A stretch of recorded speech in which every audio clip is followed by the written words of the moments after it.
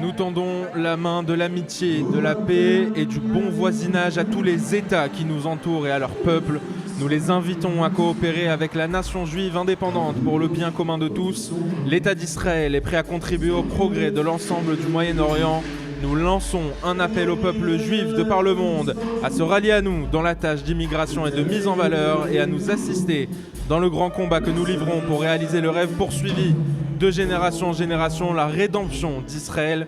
Confiant en l'Éternel Tout-Puissant, nous signons cette déclaration sur le sol de la patrie, dans la ville de Tel Aviv, en cette séance de l'Assemblée provisoire de l'État, tenue la veille de Shabbat 5 Iyar 5708, 14 mai 1948, parce que c'est l'histoire d'Israël. Bienvenue à tous et à toutes. Bonjour, évidemment, vous êtes sur les ondes de Radio JM.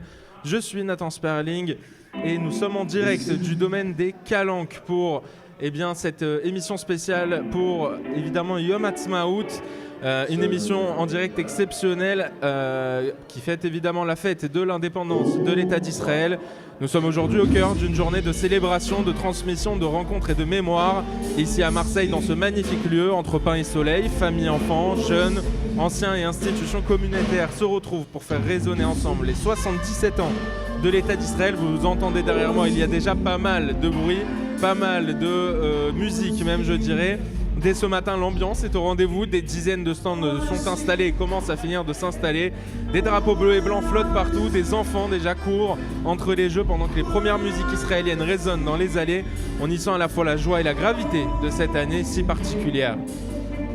Au programme, des animations pour petits et grands, évidemment, des quiz et des jeux organisés par le KKL, un espace de restauration, avec des spécialités israéliennes, des conférences, des centres d'information et d'engagement portés par les principales institutions communautaires de la ville. Parmi les présents aujourd'hui, le KKL, bien sûr, le consistoire le KKL qui propose un grand jeu concours, le Keren HaYesod, le FSJU, la DDF, très mobilisé depuis les événements du 7 octobre, Candle for Israel qui porte un message de lumière et de mémoire, les collectifs Nous Vivrons et 7 octobre Marseille, le CRIF, Marseille-Provence ou encore l'OSM, sans oublier le consistoire, comme je vous l'ai dit, qui est à l'organisation de cette grande journée au domaine des Calanques. Qui tout au long de l'après-midi, vous entendrez leurs voix, leurs projets, leurs émotions. Vous entendrez aussi celle de Moshe Cohen, notre conférencier du jour, et même une soldate israélienne venue spécialement partager son expérience et témoigner juste après sa conférence. Yom Ha'atzmaut, c'est une fête, mais c'est aussi une manière de dire à Israël Chai, le peuple juif vit debout, uni malgré tout. Et en diaspora, c'est une manière d'être relié, fiers et solidaires avec nos frères et sœurs d'Israël. Merci à vous d'être à l'écoute. Restez avec nous jusqu'à 12h30 pour cette première partie dédiée aux coulisses de cette journée, aux organisateurs et surtout à l'esprit de cette fête. On se retrouve cet après-midi en immersion au cœur de l'événement de 14h à 17h pour faire vivre cette journée à travers ceux qui la font. Mais ce matin, je vais recevoir moult personnes, évidemment. Mais on est ensemble jusqu'à 12h30 et pour ouvrir cette grande matinée, je reçois le président de la radio, évidemment Jean-Jacques Venou. Bonjour Jean-Jacques. Bonjour Nathan, bonjour à tous les auditeurs. Quel bonheur d'être là. Qu'est-ce que c'est bon avec ce fond musical là. Et rappeler aux auditeurs que Radio JM est installé à un studio dans cet événement là. Et merci aux équipes techniques, merci à Joseph Kadosh d'avoir installé tout le matériel et merci à Jordan également pour pouvoir proposer à nos auditeurs cette émission directe au cœur de la vie juive en plein Yom Ha'atzmaut. C'est merveilleux. Oui, merci déjà pour cette ouverture et d'avoir ouvert avec nous. J'avais une question, Jean-Jacques. En quoi il était essentiel déjà pour Radio JM d'être partenaire de cet événement et de cette journée ? Radio JM a plus de 40 ans et Radio JM a toujours battu au cœur de la vie juive, au cœur de la communauté. Et bien évidemment, la communauté organise un événement pour Yom Ha'atzmaut. On se devait d'être présent, d'être partenaire de cet événement et de pouvoir faire participer aux auditeurs qui ne peuvent pas se déplacer ou bien qui peuvent pour les inciter à venir. Il était essentiel, c'est dans l'ADN de Radio JM, de faire vibrer ce Yom Ha'atzmaut, de faire vibrer ce moment communautaire si important. Comment est-ce que vous voyez le rôle dans la radio justement de cette transmission et du lien communautaire, mais aussi du lien avec Israël, puisqu'on en parle tous les jours à la radio? Alors Radio JM est une radio militante. On milite bien évidemment pour la démocratie, on milite pour les sujets de mémoire, mais on est une radio sioniste. On n'a pas honte de dire qu'on aime Israël qu'on soutient Israël. Et nous, dans notre fonction de radio, bien évidemment, c'est d'apporter une information juste sur ce qui se passe en Israël. Et ça, nous l'avions vu déjà depuis une vingtaine d'années, avec une désinformation qui était portée par les médias français. Et là, avec le développement des réseaux sociaux, on voit d'autant plus l'importance d'apporter l'information juste sur ce qui se passe en Israël. Et même aussi de notre côté, aussi, on a beaucoup de fake news. On le voit dans les groupes WhatsApp. Et Radio JM a tout son rôle d'apporter une information qui soit juste vérifiée, une information qui est portée par des journalistes professionnels et qui ne sont pas animés par de l'amateurisme, mais donner une bonne information. Une bonne information sur ce qui se passe en Israël et une bonne information sur ce qui se passe dans la communauté. Quand j'entends quelque chose sur Radio JM, c'est vérifié, c'est une information vraie. Voilà ce qu'on peut dire par rapport à la multitude des médias pseudo-médias qui se veulent pseudo-commentateurs. La radio est le média unique de notre communauté qui va pouvoir informer correctement nos auditeurs. Un mot peut-être sur l'ambiance déjà qui est ici assez importante et aussi sur l'importance d'être ensemble, puisque Radio JM c'est aussi ça. Oui, c'est important et on l'a bien vu quand nous avons organisé ce concert extraordinaire il y a peu de temps, il y a tout juste un mois, ce concert pour Shai Ribo où on a été cette prouesse de pouvoir réunir plus de 3000 personnes. Et c'était une vraie fête populaire. On a bien vu que la communauté a besoin de se réunir après le 7 octobre. Là, c'était important pour Yom HaAtzmaut de vivre cette joie après Yom HaZikaron. Rappelez que dans toutes les communautés juives, et hier soir à Synagogue Breteuil, et Radio JM était présent, et beaucoup de communautés, nous avons fait la cérémonie de Yom HaZikaron, se rappeler tous ces soldats qui sont partis, tous nos frères, tous ces tzadikim qui sont partis pour le peuple juif, pour l'État d'Israël. Et après Yom HaAtzmaut, il était Yom HaZikaron important, c'est l'ADN de notre peuple. Après la commémoration, c'est aller de l'avant. Aller de l'avant et on est le peuple de l'espoir, le peuple qui dit nous allons vivre. On vit et on va de l'avant sans oublier tous ceux qui sont partis. Et donc ça c'est vraiment la particularité là, de notre peuple juif, du peuple israélien, c'est de switcher en espace de quelques heures Yom HaZikaron à Yom HaAtzmaut. Et ça c'était important, de passer de la mémoire et de ce moment de tristesse pour tous ceux qui sont partis et de dire pour eux, pour tous ceux qui sont partis, ils ne sont pas partis pour rien, on est debout et on va dire Ham Israël Chai. On fête Israël et on dit que j'aime Israël et on le fait de manière très forte, de manière décomplexée. Et voilà, c'est important de le faire en diaspora et Radio JM se devait d'être là. Merci beaucoup Jean-Jacques Zenou d'avoir ouvert cette émission spéciale en direct du domaine des Calanques. Et alors je voudrais là, il me vient quelque chose, la question n'est pas prévue et j'ai mon ami Lionel Stora qui a perdu son papa. Donc on était pour les Shiva la semaine et j'ai pas eu la chance de connaître son papa, Lionel. Et en fait, Lionel me disait quand il évoquait son papa, ce qu'on a pu évoquer, c'est important de faire vivre la mémoire de ceux qui sont partis. Et en fait, son père, dès le début, il me disait il n'autorisait jamais quelqu'un à dire sale juif. Et il donnait une gifle. Et dès petit, il apprenait à ses enfants à ne jamais accepter qu'on se fasse marcher dessus. Mais voilà, là pour ça, je veux dire, ça c'est quelque chose que j'ai retenu de cet enseignement de nos pères. Ne jamais se laisser marcher dessus. Et là, je voudrais aussi dire combien c'est important ce que nous ont enseigné nos ancêtres, nos parents. Et là, je fais part de cette expérience, ce témoignage que j'ai eu quelqu'un qui est disparu cette semaine. Oui, nous devons être forts, nous montrer que nous sommes épris de démocratie, épris d'égalité, épris des valeurs républicaines. Et on voit bien que l'État d'Israël est la seule démocratie du Moyen-Orient. Parce qu'on a beau nous parler du Qatar et de tous ces pays ultra riches, mais ils sont très très loin de ce que l'État d'Israël apporte en termes de démocratie. Nous sommes la seule démocratie du Proche-Orient. Nous devons être fiers et nous devons porter ces valeurs et dire haut et fort dans les facultés, dans les médias, dans les syndicats, j'aime Israël et j'en suis fier. Et Israël, on peut être fier. Et nous, la radio, on est ce relais et nous aidons aussi pour dire, même quand on a des moments de faiblesse, parce qu'il faut avouer qu'après le 7 octobre, on était tous abattus. Je me revois, Nathan, quand vous veniez me voir à la maison pour me dire Jean-Jacques, quelque chose qui se passe, parce que c'était jour de Yom Tov Sukkot, pour m'alerter, et qu'on a mis, la radio s'est mise en mouvement, et toutes les équipes sont mises en mouvement pour pouvoir informer, et aussi rendre hommage à toutes ces femmes dans les communautés, qui aussi nous ont un peu boostés. Tous ces collectifs féminins, je pense là tout à l'heure, qui sont présentes aujourd'hui, qui ont osé manifester. Elles étaient fois 3 à 4 contre un millier de pro-palestiniens qui étaient là, pour déverser la haine contre Israël. Elles ont été courageuses, elles ont monté un exemple, et ça, on se doit de le reconnaître et rappeler qu'on doit être fort, on doit être fort pour tous ceux qui sont partis et Israël et Am Israël Chai. Et merci Nathan d'animer ce studio là. Alors j'avoue, faut avouer aux auditeurs que c'est pas évident. Hein. On est en pleine, il y a beaucoup de monde. Oui. Je dis à tout le monde de venir parce que c'est vraiment chouette. Et puis c'est raisonnable, 10 € l'entrée. Et 5 € pour les enfants. Voilà, et 5 € pour les enfants, on peut se restaurer. Bravo aux organisateurs, au consistoire, au KKL, vous l'avez dit, à toutes ces structures.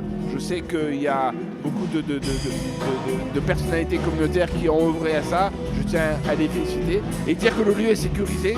Complètement. Voilà. Le lieu est complètement sécurisé et on vous attend, en tout cas, ceux qui hésitent encore, n'hésitez pas effectivement à venir. Merci beaucoup Jean-Jacques Zenou, merci pour cette ouverture exceptionnelle. Merci Jo, merci aux équipes. Merci beaucoup effectivement Jo qui va nous mettre de la musique spéciale israélienne puisque Yom Ha'atzmaut c'est aussi ça, c'est de la musique et c'est de la joie. On se retrouve juste après cette petite pause musicale. Nous sommes de retour dans ce domaine des calanques pour le jour de Yom Ha'atzmaut. Après avoir ouvert cette émission en direct, ce plateau en direct de ce domaine des calanques avec notre président de Radio JM, Jean-Jacques Zenou, je suis aux côtés d'Avner Simeoni, bonjour. Salut Nathan, salut à tous. Bonjour Avner, vous êtes à la communication du consistoire israélite de Marseille. Oui, tout à fait. Responsable communication et événementiel. On est en plein dedans. On entend la musique qui est en train de se préparer, les gens qui arrivent déjà, les stands qui sont presque tous en place finalement. Tout est opérationnel, voilà, ouverture des portes à partir de 11h30, donc on est à 11h45, il fallait tout anticiper. C'est bon, donc les gens peuvent déjà commencer à venir. Oui, c'est vrai que sur l'affiche de communication, il y a quelque chose qui pouvait porter à confusion. On avait mis inscription obligatoire, parce qu'on préfère anticiper plutôt que gérer des urgences, mais on peut bien sûr venir payer sur place et il y a une caisse qui est en place. Voilà. Alors rappelez-nous les prix d'entrée justement. Donc le prix d'entrée c'est 5 € pour les enfants de 5 à 10 ans et 10 € à partir de 10 ans. Donc c'est un prix raisonnable qui donne accès à une tombola géante avec des très très beaux lots à gagner. Donc il y a notamment un collier en diamant qui est offert par notre ami Bernard Guigui du KKL, un voyage en Israël. Il va y avoir des temps forts organisés toute la journée. Il y a le témoignage très très fort qu'on a déjà entendu hier d'une Khayalet qui nous a parlé de son histoire bouleversante et qui va reprendre la parole aujourd'hui. Il y aura un temps de questions-réponses aussi avec le public.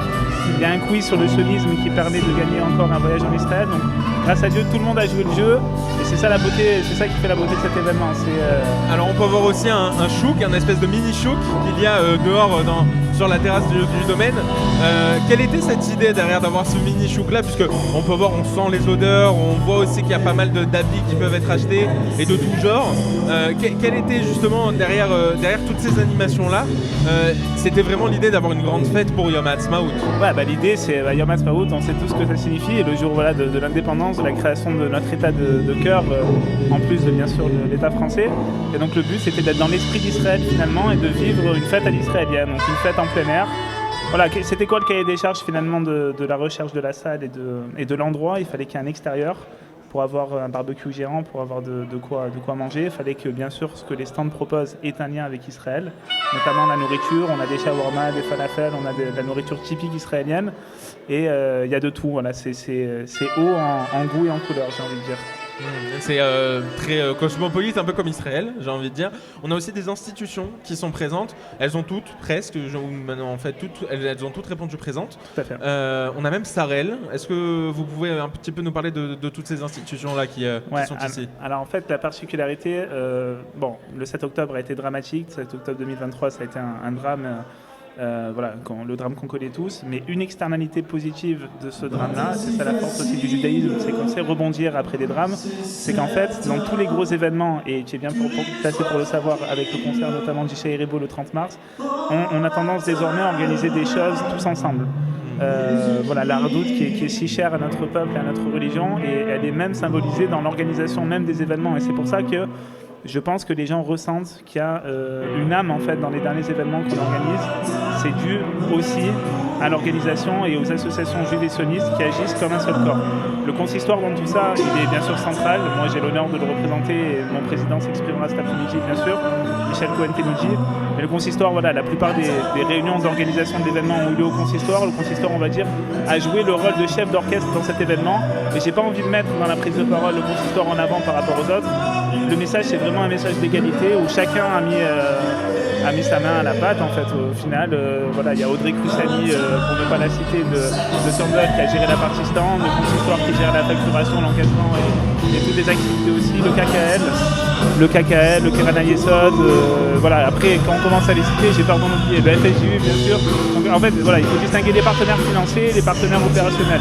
Et la plupart des structures ont joué les deux rôles. C'est ça qui est très intéressant. Oui, donc une réponse communautaire qui a été présente et même extra-communautaire, j'ai envie de dire.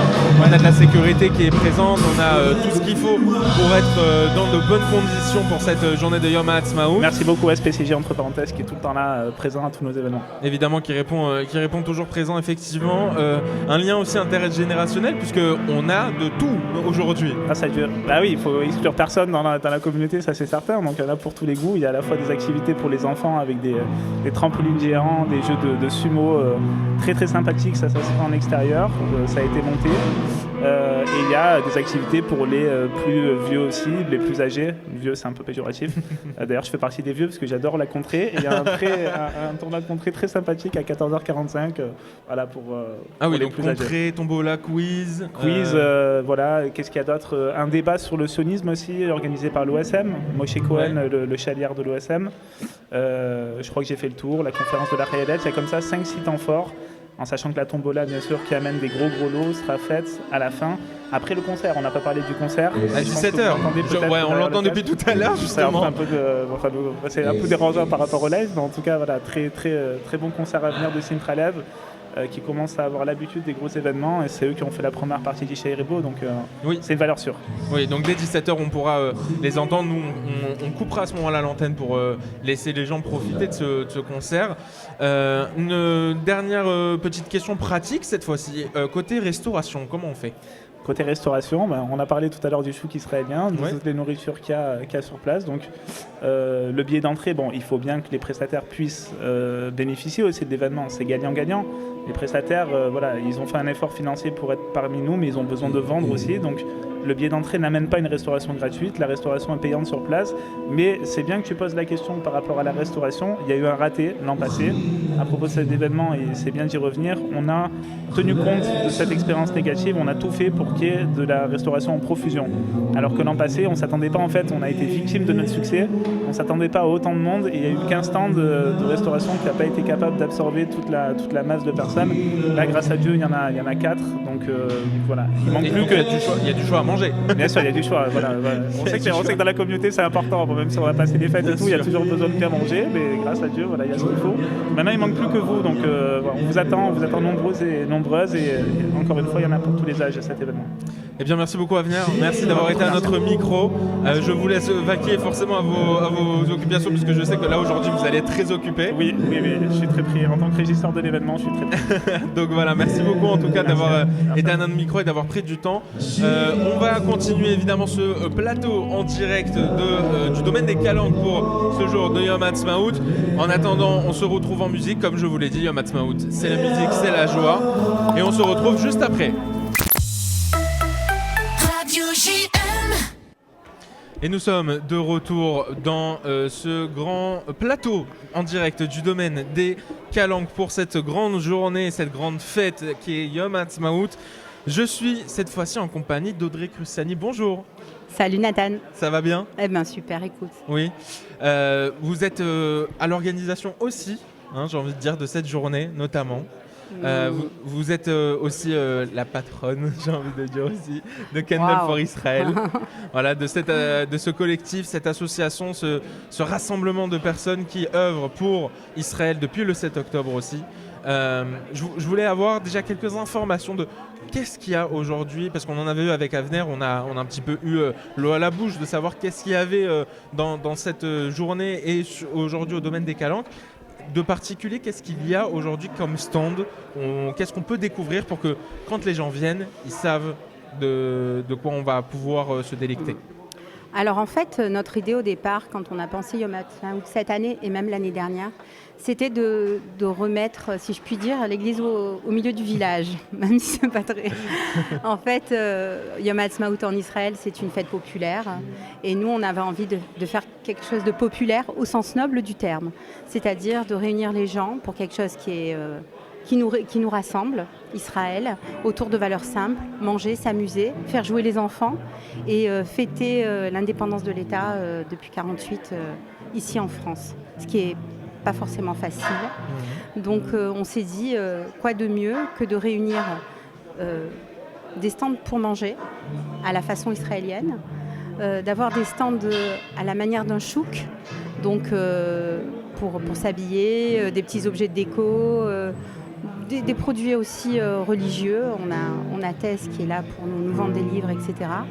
Et puis toutes les institutions qui font la vie juive en France, mais qui fédèrent aussi autour de l'amour d'Israël, donc l'agence juive, le KKL, l'OSM, et j'en passe. Et si tu veux, tout à l'heure, je te détaillerai un petit peu plus précisément chacun d'entre eux. Donc voilà, notre idée de départ, c'était vraiment du populaire.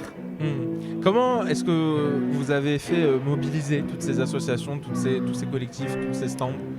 Écoute, très simplement, en se disant on a des valeurs communes, on a tous besoin d'être là pour montrer. Et je pense que depuis le 7 octobre, tu n'as pas vraiment besoin de mobiliser. Les gens qui sont sensibilisés, ils ont envie et besoin d'être là parce qu'avant tout, avant de faire du bien aux autres, on se fait du bien à soi quand on agit et quand on devient militant, que ce soit pour une institution, pour une association ou pour n'importe quelle cause autour d'Israël. On en a besoin nous, donc c'était pas très difficile de les mobiliser, pour être totalement honnête. C'est quelque chose d'assez incroyable, puisque ça veut dire que la communauté juive de Marseille, mais pas que, est ensemble aujourd'hui, notamment en tout cas pour Yom Ha'atzmaut, dans ce domaine des Calanques, pour vraiment faire la fête et se rapprocher aussi de nos frères et sœurs qui sont en Israël. Exactement. Alors, je voulais savoir, alors on a vu, vous nous avez parlé de chouk, d'habits, de manger aussi. Ouais. C'est ce qui est prévu aussi pour les familles et les enfants. Est-ce qu'on a aussi des activités un petit peu spéciales? Oui, alors pour les enfants, on a prévu des animations château gonflable, des grands jeux de société où on peut jouer à l'extérieur parce qu'il fait une très très belle journée aujourd'hui, donc on va en profiter. Il y a une pêche au canard, il y a un petit stand avec plein de bonbons pour les enfants. Il y a aussi le Ganami qui s'est mobilisé et qui fait un atelier pour personnaliser des casquettes et faire dessiner les enfants autour d'Israël, parce qu'on a besoin de les laisser s'exprimer aussi. Et puis on sait à combien les enfants sont au centre de la vie en Israël. Et on voulait qu'ici, il y ait exactement ce message qui soit transmis. Donc voilà, il y a un très grand espace pour les enfants pour qu'ils puissent jouer, courir sans être limité. On a aussi, j'arrive à voir d'ici de ce plateau effectivement des stands d'habits, oui. mais même des choses en 3D. Alors en fait, si tu veux, l'idée c'était de mélanger des choses qui puissent être faciles à acheter, comme on sait très bien que les femmes achèteraient n'importe où, n'importe quand, n'importe quoi, mais bon là, donc on a essayé de chercher des exposants qui nous proposent des vêtements, parce que ça, nous les femmes, on adore. Même nous les hommes. Hein. Ouais, non, mais particulièrement. Je veux pas être, mais oui, bon. Oui. Il y a aussi des petits accessoires, des petits bijoux fantaisie aussi. Il y a un stand aussi très sympa qui se fait beaucoup sur les réseaux. Si tu veux, c'est des paréos qui sont censés habiller des femmes qui sont en train de peut-être de progresser au niveau de la tsniout. Tu vois, ça permet de mettre un paréo sur un jean quand tu es encore au stade où tu as envie de porter des pantalons. Alors, c'est un petit paréo comme ça que tu mets sur le pantalon avec une petite broche. Tu as une jeune fille qui fait...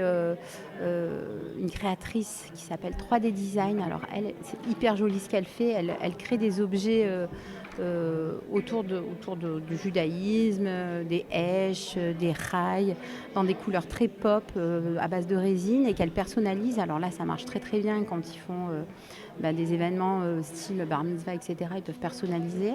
Et puis là, ils sont venus proposer des porte-clés, des petites paires de chaussettes avec des petits messages rigolos, des bougeoirs. Donc elle est là aussi. Il y a aussi quelqu'un qui fait des platas qui se roulent.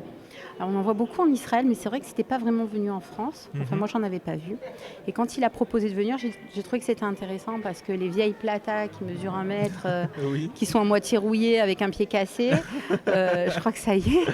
Et là, il propose un truc en silicone qui se roule, qui est hyper clean et facile.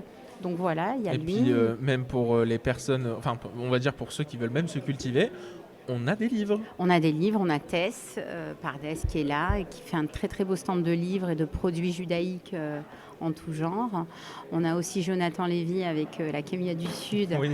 Je vous dis pas, c'est un régal et à la fois un supplice de résister au chouchou depuis qu'il a commencé le caramel tout à l'heure. Donc ça, c'est très chouette aussi. Il avait spontanément dit oui l'année dernière sans même connaître les conditions. Et il a redit oui cette année parce que c'est vraiment quelqu'un qui vit communauté. C'est vraiment très appréciable. On a aussi Shlomo, il fait des produits à base de poutargue et de produits apéritifs Green Island, ça s'appelle. D'accord. Donc c'est très sympa, vous pouvez venir le découvrir aussi, il est à l'intérieur. Il y a les pâtisseries de Karine qui est vraiment une artiste au niveau de la pâtisserie et qui nous propose des sablés et puis plein de produits en tout genre, des sucreries. Des chocolats. Donc vraiment un chouk riche, un chouk riche, vraiment. C'est ce que j'essaye de décrire à nos auditeurs parce que c'est vraiment, il y a énormément de monde, énormément de choix, voilà. Exactement. Et au-delà de ce chouk-là, de toutes ces activités, j'allais dire culinaires, mais pas que, on a aussi des activités à ne pas manquer. On a vu un petit peu avec Avner, il y allait avoir peut-être c'est sûr même une tombola. Exactement. Quand on vient et qu'on prend ses billets, puisqu'on peut acheter aussi ses billets quand on vient ici. Je rappelle, c'est 10 € pour les enfants au-dessus de 10 ans et les adultes et 5 € pour les enfants de moins de 10 ans. Tout à fait. On a aussi des temps forts, donc un quiz, une tombola. Alors, oui, le quiz, c'était un peu l'idée à la manière des jeunes qui font aujourd'hui, dans le cadre de leurs études ou même pas que, des caouts, ça s'appelle maintenant. Ouais. C'est très sympa, c'est très ludique. Il va y avoir une trentaine de questions qui vont être posées cet après-midi au public. C'est le CACEL qui a mis en place ce jeu avec des questions qui sont un peu pointues, je dois reconnaître. Donc il va falloir un public un peu averti. Il faut renseigner, bien sûr. Voilà. Et à la clé, un voyage en Israël à gagner. Donc c'est pas rien. Oui. On a comme au Chouk à Carmel un stand de Chabad qui savent être avec nous dans toute la spécificité Chabad avec l'envie de faire partager la mitzvah. Donc ils sont là, ils sont présents. On a aussi Sarel, le CRIF, le consistoire évidemment, on a toutes les institutions qui sont DDF, présentes. La DDF, oui, le collectif Nous Vivrons. On a aussi le Keren Hayesod qui est là aujourd'hui. Et on a même un photocall.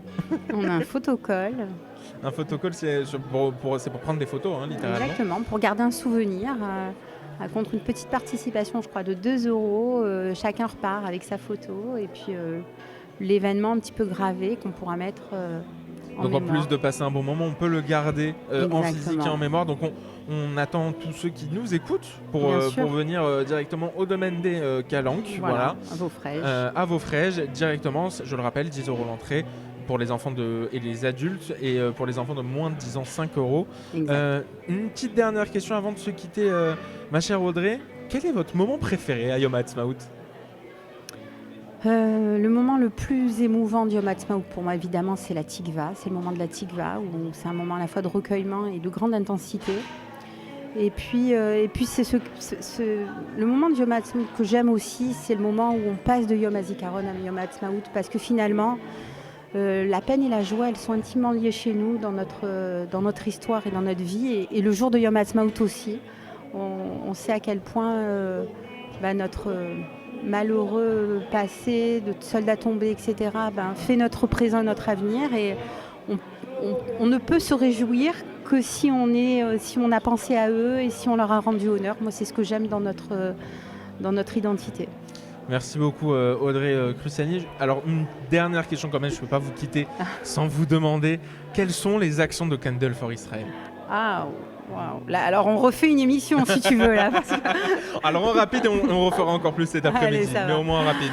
Alors à l'heure actuelle, Candle, nous, on est parti du principe que on n'était pas du tout là ni pour remplacer les institutions existantes, ni les associations qui faisaient énormément ici et là-bas. On était juste des petits électrons libres qui avions la capacité, parce que le 7 octobre nous a tous traumatisés, de proposer des choses qui allaient être des petits objets militants qu'on allait pouvoir porter, qu'on allait pouvoir garder avec nous. Alors ça va être des t-shirts, ça va être les plaques Bring Them Home, parce qu'on a beaucoup parlé là de tout ça, mais on n'a pas parlé des otages. Et dans nos actions, les otages, ils ont une place importante, parce qu'on ne les oublie pas et on pense à eux tout le temps. Donc voilà, c'est des collectes, c'est l'organisation d'événements